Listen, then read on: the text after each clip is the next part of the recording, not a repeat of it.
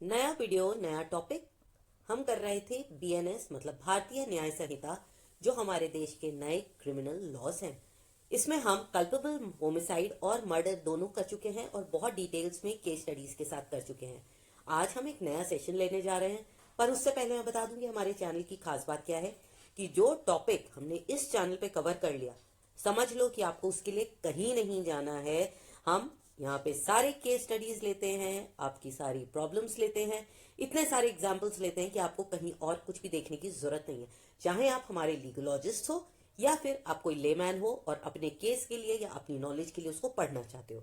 So welcome to all my friends in this new video, जहां पर हम अब एक नया सेक्शन करेंगे। और वो नया सेक्शन कौन सा है? सेक्शन 102, जो बताता है culpable homicide by causing death of a person other than person whose death was intended। तो इसमें क्या देखेंगे आप? कोई भी ऐसी कल्पेबल होमिसाइड मतलब हत्या की कोशिश जिसमें कि हत्या उसकी होती है जिसकी हमने सोची नहीं थी, जिसके लिए हमने प्लान नहीं बनाया था। ठीक है, तो चलिए अब हम इसको शुरू करते हैं इन कुछ छोटी छोटी वीडियोस से, क्लिप से और फोटोज से। सबसे पहले तो समझें आखिर हम इसमें करना क्या चाहते हैं। अब मान लो यहाँ पर यह आदमी इसका मर्डर करने के लिए आया है इस बच्चे का, और उसकी माँ बीच में आ जाती है और गलती से मर्डर इसका हो जाता है, तो क्या सजा मिलनी चाहिए? ये देखिए साहब, ये सारे निकल लिए हैं। खून करने को सत्या है ना। अब ये खून करने जा रहे हैं, चलते चलते बाइक से इन्होंने गोली लगाई और साहब एक ही जगह बी को लग गई। तो क्या इन्होंने सजा मिलेगी या नहीं? और ये तो गोगा मास्टर है, पता नहीं इनमें से किसको मारे। ये तो चलते चलते मारना था सलमान खान को, मर गई रवीना टंडन, तो इनको सजा दे या ना दे? ऐसे ही ये सारे हैं, ये तो करके भूल ही जाता, फिर क्या करे? तो ऐसे बहुत सारे इंसिडेंट्स होते हैं जहां पर हम इंटेंशन कुछ और लेके जाते हैं, मर कोई और जाता है। ये बाइक चली आ रही है और बाई चांस जिसको उड़ाना है उसकी जगह किसी और को उड़ाते हैं। ये है हमारे आज के सेक्शन का जिस्ट, जिसको हम कहते हैं culpable homicide by causing death of person other than the person whose death was intended. मतलब हम किसी को मारने तो गए थे लेकिन मर कोई और गया। अगर ये वीडियो पसंद आए और आपको अपने काम का लगे तो प्लीज आगे बढ़ने से पहले इसको लाइक, शेयर और सब्सक्राइब जरूर कर देना। आपके लाइक, शेयर और सब्सक्राइब भी हमें हिम्मत देते हैं आगे के वीडियोस बनाने के लिए। ठीक है, शुरू करें। सेक्शन 102 ये क्या कहता है? कल्पेबल हो, ये तो हमने डिस्कस कर लिया। ये किसके लिए है? यहाँ पर हम हु क्यों पढ़ते हैं? क्योंकि कई बार ऐसा होता है कि एडल्ट्स के लिए ही होता है, कई बार मेल्स के लिए होता है, कई बार विमेन लिखा होता है। तो यहाँ पर मेल फीमेल कोई भी हो, इफ अ पर्सन, कोई भी जना क्या करेगा? कोई भी ऐसा काम करता है जिससे उसे पता है कि किसी की डेथ हो जाएगी, हो जाए नहीं, हो जाएगी, जिसमें उसे पता है कि किसी की डेथ जो है उसके काम करने से हो जाएगी, और वो एक कल्पेबल होमिसाइड। कल्पेबल होमिसाइड हम पिछले वीडियोस में कर चुके हैं, अगर आपको समझ ना आ रहा हो तो प्लीज पीछे जाकर देख लो। कल्पेबल होमिसाइड, होमिसाइड का मतलब होता है हत्या, किसी इंसान को मारना। होम का मतलब इंसान, साइड का मतलब मारना, और कल्पेबल अपने एक इंटेंशन से मारना। तो कल्पेबल होमिसाइड सोच समझ के किसी की हत्या करना। तो वो ऐसा काम करता है और जिससे किसी की हत्या हो भी जाती है। लेकिन लेकिन यहाँ पर झोल कहाँ पर है कि हत्या किसकी होती है? जिसकी उसको नहीं करनी थी, जिसकी वो हत्या करने गया था उसकी तो हुई नहीं। तो ऐसे किसी व्यक्ति की हत्या हो गई जिसका उसका इंटेंशन भी नहीं था और उसे पता भी नहीं था वो मर जाएगा, और उसने जो एक्ट किया है वो उसको मारेगा। जैसे ये ए है, ए चला था बी को मारने। अब उसका इरादा भी था, उसे पता भी था जब वो इतनी पास से गोली मारेगा तो बी जो है वो तो मर ही जाएगा। तो उसे पता था बी मर जाएगा, लेकिन बाई चांस क्या हुआ, ए जो है ये नीचे से झुका हुआ था सी, और ये जो है उठ के खड़ा हो गया। गोली क्या हुआ? बी की जगह सी को लग गई। मर कौन गया? सी। तो ये मारने आया तो था बी को, लेकिन मरा ही नहीं बी, मरा कौन? सी। अब यहां पर बताओ हमें इसे सजा देनी है कि नहीं? जिसे मारना था, जिसके लिए इंटेंशन था, हमने पढ़ा है ना कि जब culpable homicide amounting to murder कब होगा? जब इंटेंशन भी होगा, नॉलेज भी होगी, सब कुछ होगा कि वो आदमी पक्का जिसको मारने जा रहे हो मर जाएगा। अब उसे सब पता है कि ये पक्का मरेगा, लेकिन फिर भी ये नहीं मरा, और मर कौन गया? बी की जगह सी मर गया। तो अब इसमें सजा क्या मिलेगी? अब इसमें ऑफेंस क्या है? कल्पेबल होमिसाइड जो ऑफेंस उसने करा है वो क्या है कि उसको क्या सजा मिलेगी? वही सजा मिलेगी कि जैसे वो इसी आदमी को मारने आया था, which it would have been if he had caused the death of the person whose death he intended और knew himself to be the cause. मतलब अगर ए, फिर से समझा देती हूँ, अगर ए बी को मारने आया था और बाई चांस गलती से सी मर गया, तो ए का क्या था? उसको नॉलेज भी थी, उसको पूरा पता था कि कोई मरेगा, उसका इरादा भी था, वो पूरा इरादा लेके आया था कि वो बी को मारेगा। तो उसका इरादा भी था, मेंसरिया भी थी, उसकी इंटेंट भी थी, उसका नॉलेज भी था, सिर्फ गलती से सी मर गया। तो यहाँ पर हम उसको उसकी ऑफेंस मानेंगे और ये मानेंगे कि ए जो है, जो ऑफेंस करने आया था, चाहे बंदा अलग हो, लेकिन उसने वो ऑफेंस किया और उसको सजा उसी की मिलेगी। तो अगर वो बी को मारने आया था, culpable homicide amounting to murder था, तो ए को culpable homicide amounting to murder की मिलेगी। अगर सिर्फ कल्पेबल होमिसाइड था, नॉट अमाउंटिंग टू मर्डर, तो उसकी सजा मिलेगी। जो भी वो सोच के आया था, जो भी गुनाह वो करने आया था, क्राइम, उसकी सजा मिलेगी ही मिलेगी। ठीक है, तो मेरे ख्याल से ये तो आपको समझ आ ही गया होगा। अब इसके एसेंशियल्स देख लेते हैं। इसमें एसेंशियल्स क्या है? किसी ना किसी की डेथ या किसी की हत्या होनी जरूरी है। अब ये हत्या कैसे हुई है? एक एक्ट से हुई है, मतलब किसी ना किसी के कार्य से हुई है, और उसको इंटेंशन भी था, उसकी नॉलेज भी थी, उसका इरादा भी था, उसको पता भी था, मेंसरिया भी था, और ऐसे आदमी ने या तो उसको मारा है उसके एक्ट से, या उसको इतना मारा है, इतनी उसकी इंजरी है कि उसकी डेथ हो जाएगी। लेकिन डेथ जो है वो किसी और की हो जाती है। तो अगर ये सारे के सारे एसेंशियल्स पूरे होते हैं तो फिर सेक्शन 102 अप्लाई होगा, और अगर ये सेक्शन पूरे नहीं होते हैं तो सेक्शन 102 अप्लाई नहीं होगा, वो कोई और सेक्शन चलेगा। ठीक है, तो चलिए अब हम देखते हैं कि इसको जो है एक डॉक्ट्रीन के नाम से भी जाना जाता है, और वो डॉक्ट्रीन कौन सी है? वो डॉक्ट्रीन है डॉक्ट्रीन ऑफ ट्रांसफर्ड मैलिस। अब इसमें दो शब्दों का ध्यान दें। डॉक्ट्रीन तो हमें पता है, पहला है ट्रांसफर्ड और दूसरा है मैलिस। मैलिस का मतलब बुरा इरादा। यहां पर बुरा इरादा तो है, लेकिन सिर्फ फर्क क्या है? वो किसी और को वो किसी और के लिए ट्रांसफर हो गया। मान लो मैं एक गाड़ी लेके चल रही हूँ, यहाँ पे मैं ये ट्रक लेके जा रही हूँ, और मेरे को ए को उड़ाना था, रास्ते में बी आ जाता है, तो मैं गलत काम तो करने जा ही रही हूँ ना, तो सजा तो मुझे मिलनी चाहिए। मर कोई और गया है तो इससे मेरी सजा खत्म नहीं होती। तो ये डॉक्ट्रिन क्या कहती है? This doctrine provides that where there is mens rea, जहां इरादा है of committing an offence, it can be transferred to another.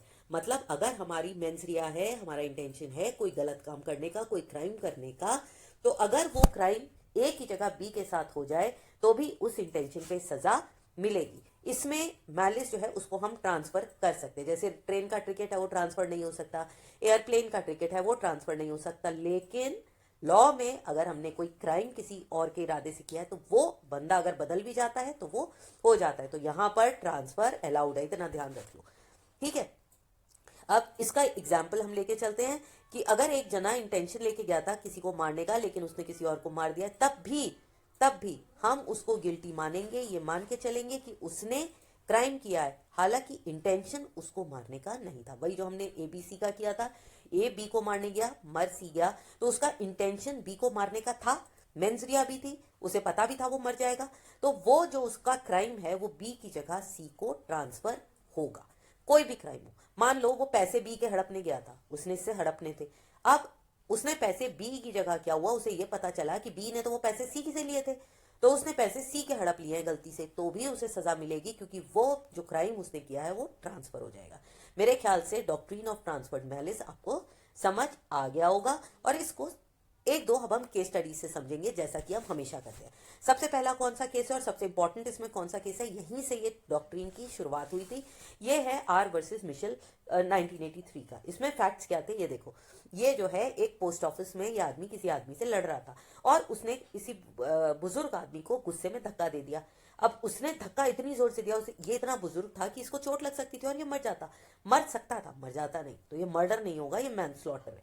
ठीक है, उसने इतनी जोर से इसे धक्का दिया, इसका नतीजा क्या हुआ? पीछे एक जो ओल्ड लेडी खड़ी थी वो उसके ऊपर गिरा और उसका जो है पैर टूट गया, और उसकी वजह से वो जो ओल्ड लेडी थी, एल्डरली लेडी थी, वो मर गई। अब एपेलेंट जो था, मतलब जिसने ये काम किया है, उसको मैनस्लॉटर के लिए सजा मिली। अब जब उसको सजा मिली तो कोर्ट ने यही कहा कि ये कोई बात नहीं होती कि अगर इसका इंटेंशन है वो किसी को मारने के लिए आया, अगर मर कोई और जाता है तब भी उसे सजा मिलेगी, क्योंकि ये लेडी अगर मरी है, इसकी सजा किसे देंगे? वो तो कह देगा मुझे क्या पता। तो ऐसा नहीं है, उसको वो सजा मिलेगी। तो ये जो ओल्ड लेडी है जिसका पैर टूटा है, जिसकी वजह से इसकी डेथ हो गई, तो ये सजा इसको मिलेगी, चाहे ये आदमी ठीक हो गया। तो यहां पर हम ट्रांसफर कर सकते हैं। तो कोर्ट ने क्या कहा? कोर्ट ने उसकी अपील को डिसमिस कर दिया, और उसने ये कहा कि कन्विक्शन होगा, और ये जो अनलॉफुल एक्ट हुआ है वो उसको उसकी सजा मिलेगी, इसको हम ट्रांसफर मान लेंगे और ये सजा उसे मिलेगी।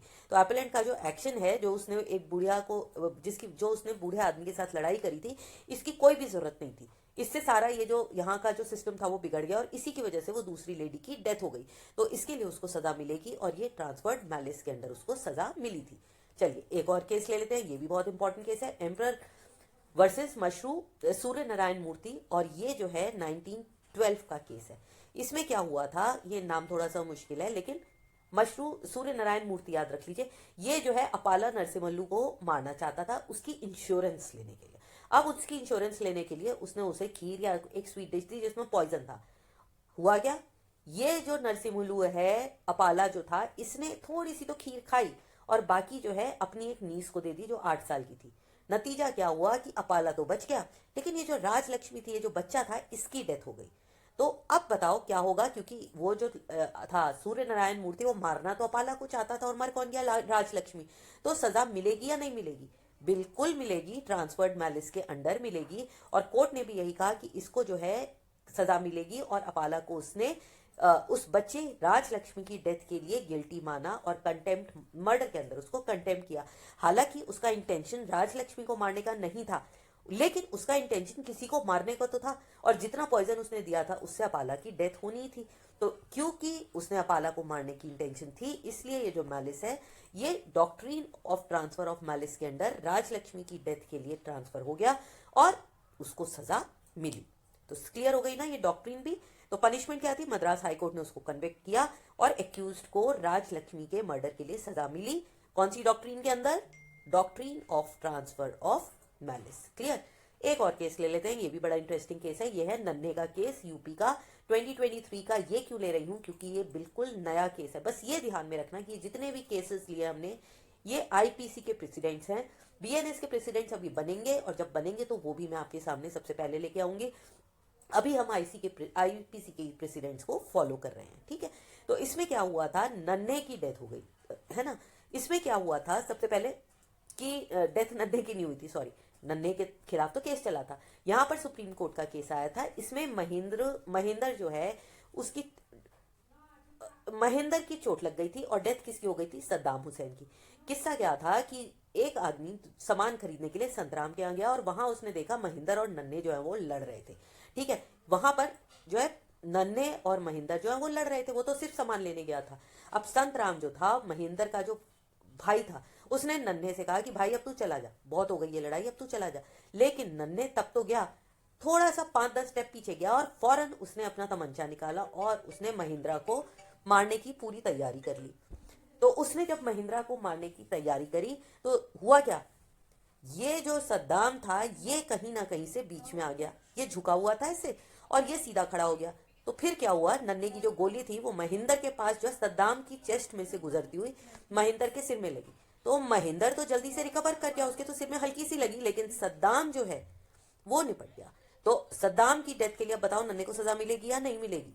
उसने इतनी पास से महिंदर को गोली मारी है, सद्दाम बीच में आ गया, तो सजा तो मिलेगी ना।